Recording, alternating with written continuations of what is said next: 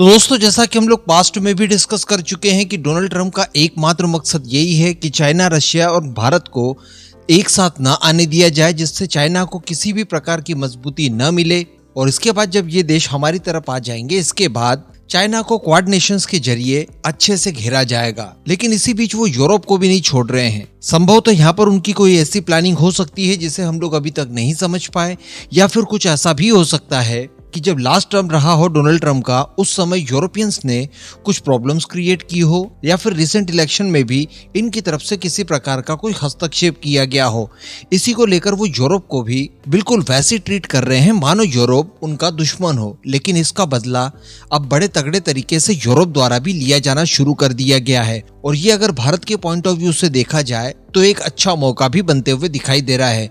न केवल हम लोग यूरोप के माध्यम से अमेरिका के साथ बैलेंस बना सकते हैं, बल्कि डोनाल्ड ट्रंप को भी अपनी तरफ और ज्यादा झुकाने के लिए बाध्य कर सकते हैं। तो चलिए इसको लेकर डिस्कशन करते हैं। इसके साथ साथ भारत द्वारा, एक्चुअली भारतीय थल सेना द्वारा चिकन स्नेक के एकदम नजदीक एक क्विक रिस्पांस वाला वेपन उतार दिया गया है, जिसको लेकर भी डिस्कस किया जाएगा। आप बस इस वीडियो को एकदम अंत तक जरूर देखिएगा और साथ ही चैनल को सब्सक्राइब जरूर कर दीजिएगा। दरअसल मैं आपको बता दूं कि भारतीय सेना द्वारा सिक्किम के पहाड़ी इलाकों में VMIMS को तैनात कर दिया गया है। अब ये VMMIS क्या है, तो इसका फुल फॉर्म होता है vehicle mounted infantry motor system, जो कि 81 mm का बताया जाता है। दरअसल इसके बारे में बताया जाता है कि ये एक तरह का ऐसा मिनी आर्टिलरी सिस्टम है जो कि ऑटोमेटिक है और साथ ही क्विक रिस्पांस करने में सक्षम है। इसके अलावा अगर टेरेन बहुत ही ज्यादा खराब है, ऊबड़ खाबड़ वाला इलाका है, पहाड़ी इलाका है, तो ऐसी टेरेन में भी ये बहुत ज्यादा आसानी से एक जगह से दूसरी जगह पर मूव कर सकता है।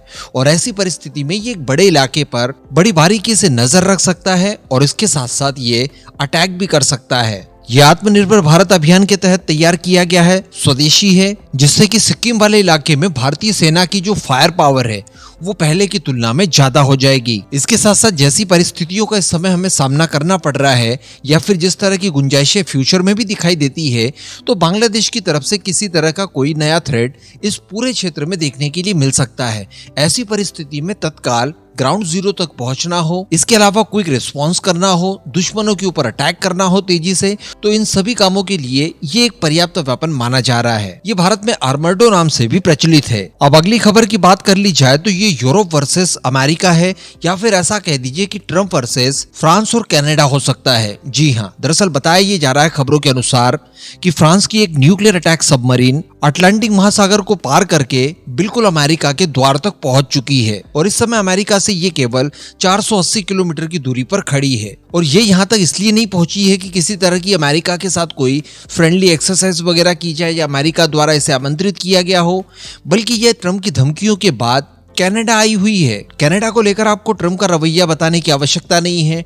टैरिफ से लेकर कनाडा को अपने देश के एक अगले राज्य के तौर पर स्थापित तक कर देने की बात ट्रंप द्वारा बार बार सीरियस मोड में कही जा रही है। यहाँ तक कि कनाडा के PM को गवर्नर के नाम से भी इन्होंने संबोधित करना शुरू कर दिया है। इसी के साथ साथ कनाडा अमेरिका के जो रिलेशनशिप है, जो काफी ऐतिहासिक रहे हैं, इनमें भी बहुत ज्यादा खटास आई है। दोनों देशों के आम लोगों के बीच में भी मतभेद काफी बढ़ गए हैं। इसके अलावा इन्होंने यूरोप को भी इसी तरह परेशान करना शुरू कर दिया है।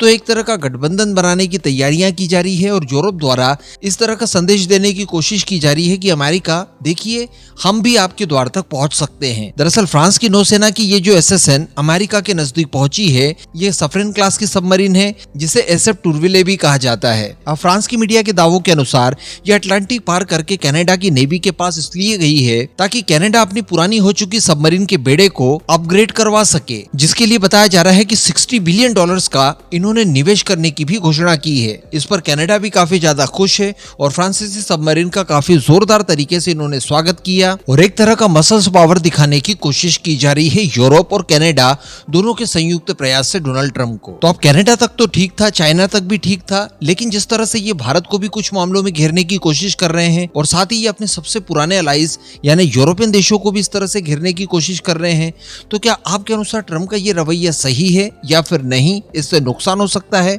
नीचे कमेंट करके जरूर बताइएगा।